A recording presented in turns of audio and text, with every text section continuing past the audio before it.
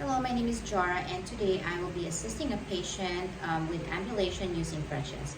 So usually crutches are used if the patient have had some fractures on their leg, or they're just not able to walk on their own, but they could stand and assist themselves up. So for my equipment, I'll be using some crutches. So usually they have some cushion on their armpits, so pretend these are my crutches.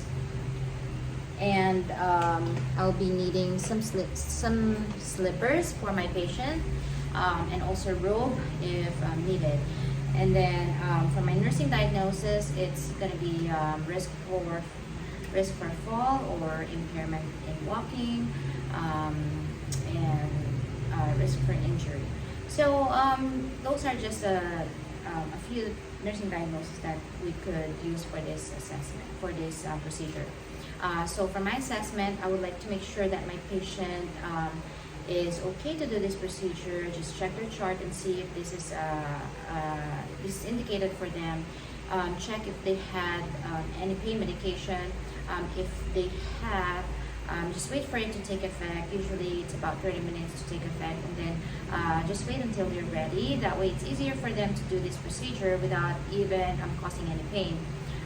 And then just check on the lines if there's any IV fluids or any catheter or anything that's attached to them. Just make sure you either disconnect them or you carry it with you when the patient is doing this procedure. So for my outcome, of course, I would like to let my patient ambulate using the crutches, free from fall or injury, and I'll be able to educate the patient on how to do this procedure for them. That way it's easier for them to do this procedure without hurting themselves in the future. So for my intervention, first I would like to review the chart and see if there's any contraindication listed, and if there's any IV fluids or IV lines that are attached to this patient, you would like to disconnect those. If there's any catheter or anything, any line or equipment that is attached to the patient, you would like to check if it is okay to disconnect or ambulate using the crutches with all these devices with the patient. And then after your assessment, your review of the chart, you would like to do your hand hygiene technique, wash your hands, perform your hand hygiene, and if you need to place some PPE if needed, then just put some PPE on. And just identify your patient using the two identifiers, full name and date of birth. And then after that, just provide some privacy to the patient by closing the windows and door. Usually this would make the patient feel more comfortable, and then just explain the procedure that you're doing for them, and just educate them that it will help them to walk or stand on their own using the crutches.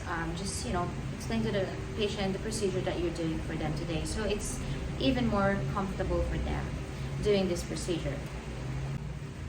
And then encourage the patient to use the stand assist devices if available. That way it's easier for the patient to do this procedure, and if it's available, it's safer for them as well.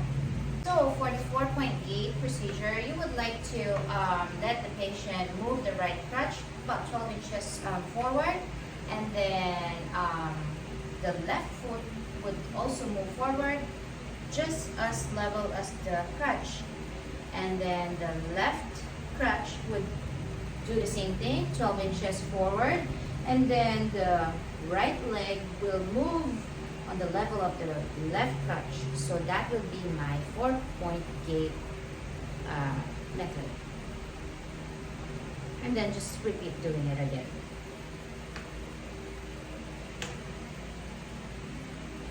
For the 3-point gait, you would like to let the patient move their affected leg forward together with the crutches about 12 inches forward, and then let them move the strong leg on the level of the crutches.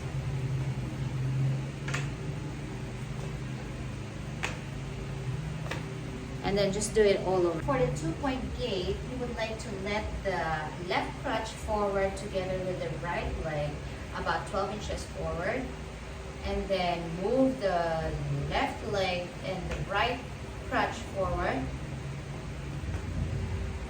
and then do it again. So left crutch and the right foot 12 inches forward, and then together with the right crutch and the left leg forward.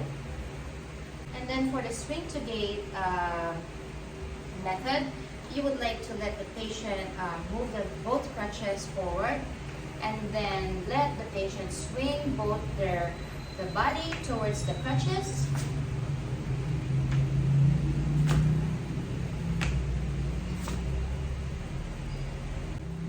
So when you're doing these ambulation methods, just make sure that the patient will reach the desired destination safely without any injuries, and just make themselves comfortable to whichever destination, either the chair or the bed, and just make sure that you evaluate and see if there's any discomfort that they feel, or do your assessment and evaluation after doing this procedure. And then just take off any PPE used, and then wash your hands again, and then do your documentation that you did this for the patient and assisted them with the crutches. Do your education and demonstration for them.